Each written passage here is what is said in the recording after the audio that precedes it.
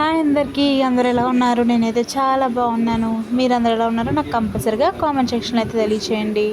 Welcome to Riya vlogs official channel.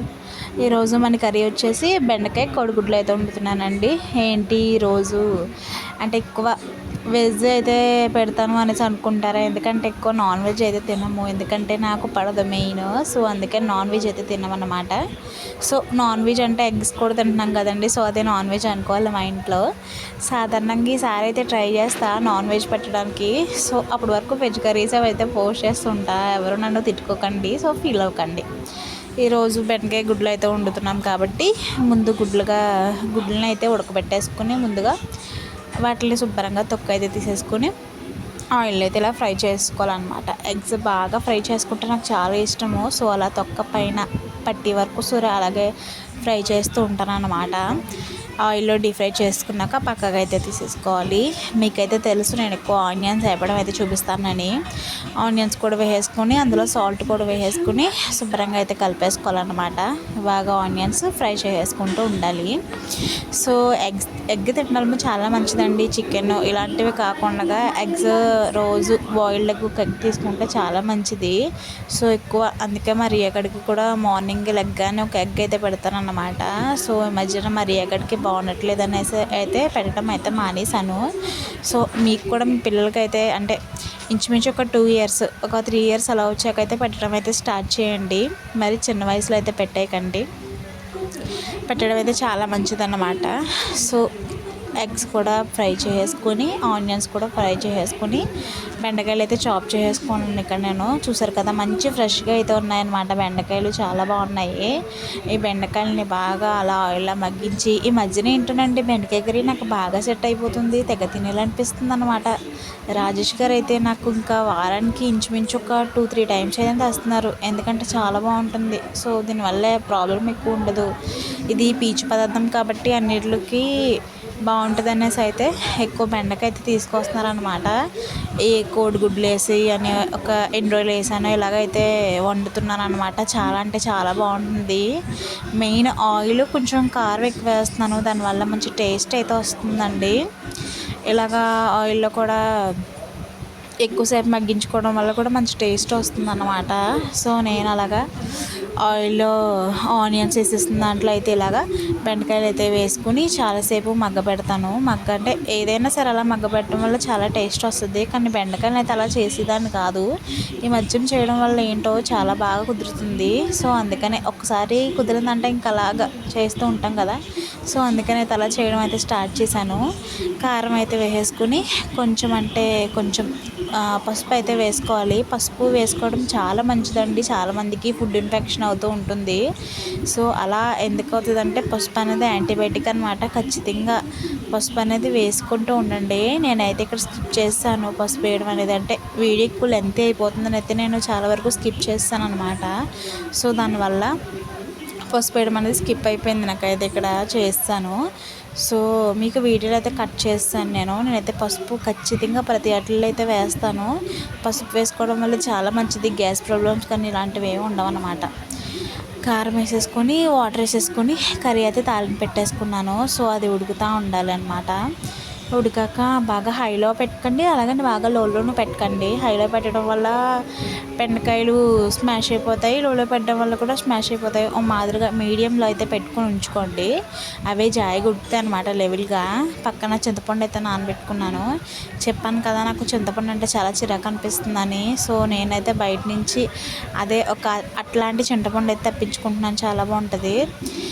ఇక్కడ eggs కూడా బాగా ఎగిపోయినాయి. చింతపండు వేసేసాక చివరిలో అయితే ఎగ్స్ వేసేయడమే.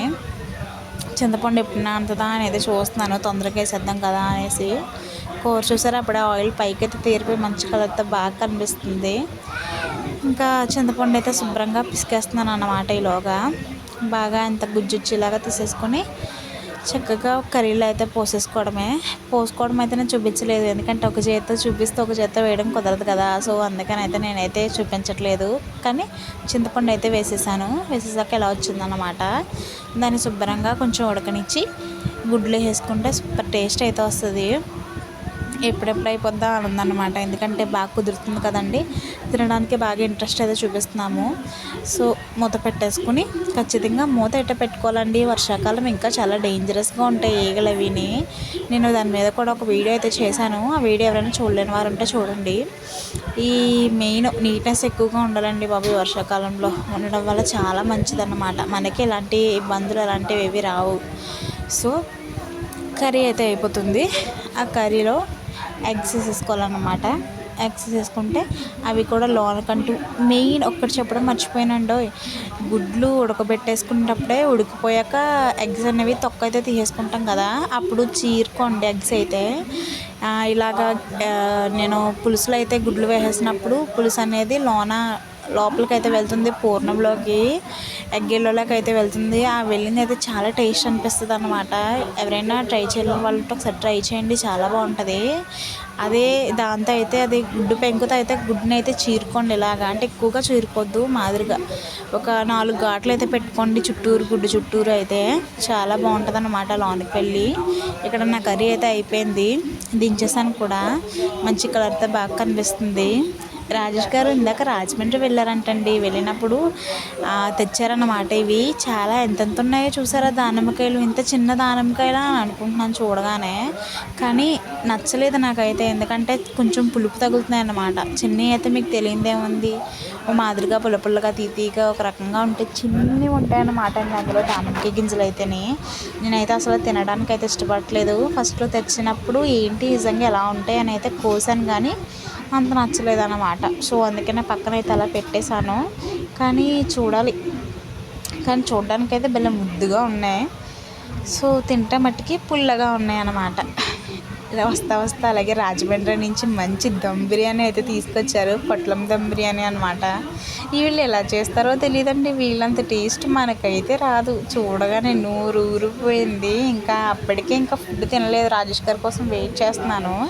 ఇంకా తీసుకురాగానే ఇంకా చికెన్ ముక్కను చూడగానే కుక్క ఎంత ఆతృత అయితే పడుతుంది ఇంకా అలా అన్నమాట. ఇంకా మామూలు ఆతృత అయితే పడలేదు నేను. ఆ ఫ్రై పీస్ చూడగానే అబ్బా మామూలుగా లేదండి, నిమ్మకాయ పిండుకొని తింటే ఉంది వామ్మో, ఇంక నెక్స్ట్ లెవెల్ అన్నమాట. కానీ బయట ఫుడ్ తినడానికి ఎంత భయపడతానో, తినేటప్పుడు ఎంత ఇష్టపడతానో, కానీ తినేసాకైతే చాలా భయపడతాను అన్నమాట. ఎందుకంటే బాగా వేడి చేసేస్తుంది. నాకైతే వేడి వస్తువులు మెయిన్ పడవండి. ఏంటో ఇలా వేడి చేస్తే అలా తలపోటు వచ్చేస్తుంది. ఎక్కువగా ఫోన్ కూడా చూడట్లేదు నేను. సో దానివల్లే అన్నమాట. నేను వీడియోస్ కూడా ఈ మధ్యన సరిగ్గా పెట్టట్లేదు, ఫోన్ చూడకపోవడం వల్ల అన్నమాట అండి. చూడ్డానికైతే మంచి కలర్ఫుల్గా మంచి ఎర్రగా ఫ్రై పీస్ బెల్ల ఉంది. నిజంగా రాజమండ్రిలో తీసుకొచ్చారంట. ప్లీజ్ వీడియో తీయకపోయారా, మన సబ్స్క్రైబర్కి అయితే చూపిద్దాం అనేసి అన్నాను. సో ఆయన అయితే నాకు అంత ఆలోచన రాలేదు అనేసి అన్నారు. కానీ పొట్లం బిర్యానీ నిజంగా ఇద్దరికి సరిపోయింది. ఫుల్గా తిన్నామన్నమాట. వేడి చేస్తుందని అయితే లస్సీ అయితే కలుపుకున్నాము. చెరుకు గ్లాస్ అయితే తాగేసాము. భలే చల్లగా ఉంది. ఎవరైతే మన వీడియోస్ చూస్తున్నారో సబ్స్క్రైబ్ చేసుకోవాలని ఉన్నారో వాళ్ళు సబ్స్క్రైబ్ చేసుకోండి. మీకు వీడియో నచ్చినట్లయితే లైక్ చేయండి, మన ఛానల్ని సబ్స్క్రైబ్ చేసుకోండి. Thank you for watching. By all of you.